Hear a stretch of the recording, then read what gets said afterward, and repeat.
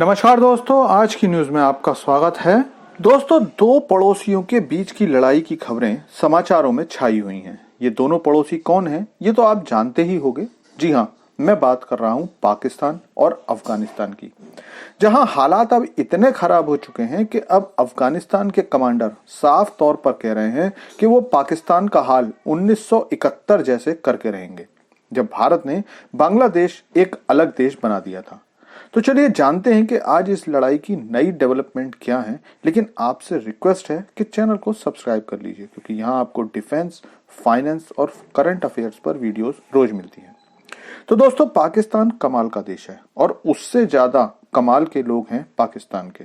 और पाकिस्तानी सेना तो खैर हम जैसे साधारण लोगों की समझ में आ ही नहीं सकती, क्योंकि 2021 में जब पहली बार तालिबान ने अफगानिस्तान की सत्ता संभाली थी, तो पूरा पाकिस्तान इस बात को लेकर खुश था कि अब तालिबान हमारे लिए भारत से कश्मीर छीनेगा और फिर कश्मीर पूरी तरह से पाकिस्तान का हिस्सा बन जाएगा।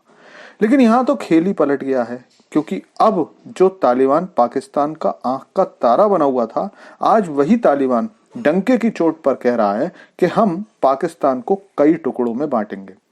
इस वीडियो को देखिए। इसमें तालिबान कमांडर अब्दुल हमीद खोरसानी ये कह रहे हैं कि पाकिस्तान की आर्मी 1971 की तरह सरेंडर करने के लिए तैयार रहे, क्योंकि इस बार तालिबान का इरादा पाकिस्तान के टुकड़े करने का है। और ये बयान केवल एक बयान नहीं है, क्योंकि इसके बाद अफगानिस्तान के टैंक, रॉकेट और सैनिकों को पाकिस्तान की ओर जाते देखा गया, जिसके बाद अफगानिस्तान की तरफ से पाकिस्तान की चौकियों पर जबरदस्त हमला किया गया। और खबरों के अनुसार 100 से ज्यादा पाक सैनिकों ने तालिबान के सामने हथियार डाल दिए।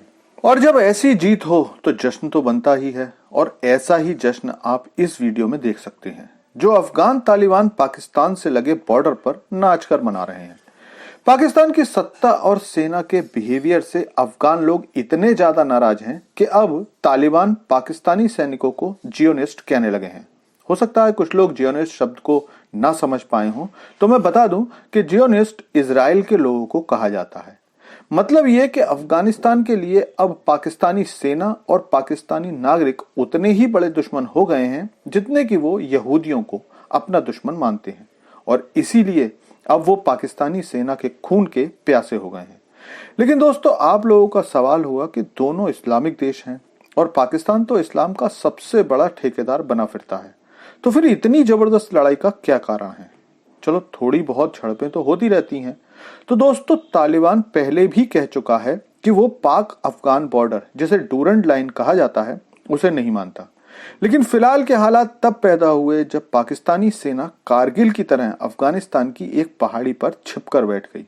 इन्होंने सोचा कि जब हम पहाड़ी पर ऊपर होंगे तो नीचे से तालिबान उतना इफेक्टिव हमला नहीं कर पाएगा और इस इलाके पर हम कब्जा कर लेंगे। लेकिन ये भूल गए कि अफगानिस्तान में अमेरिका 80 बिलियन से ज्यादा के हथियार छोड़कर गया था और तालिबान ने पाक सेना का जमकर मुकाबला करके उन्हें भगा दिया। उसके बाद हवाई हमलों में पाक सेना ने अफगानिस्तान में 5 छोटे छोटे बच्चों को मार डाला, जिनकी उम्र 6 साल से भी कम थी। और इसी का जवाब देने के लिए तालिबान अब पाक सेना पर पाकिस्तान में जबरदस्त हमला कर रहा है। और इस लड़ाई को देखकर लगता है कि तालिबान अब पाकिस्तान के खिलाफ पूरी लड़ाई लड़ने का मन बना चुका है।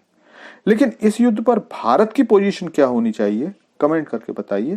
Thanks for watching video.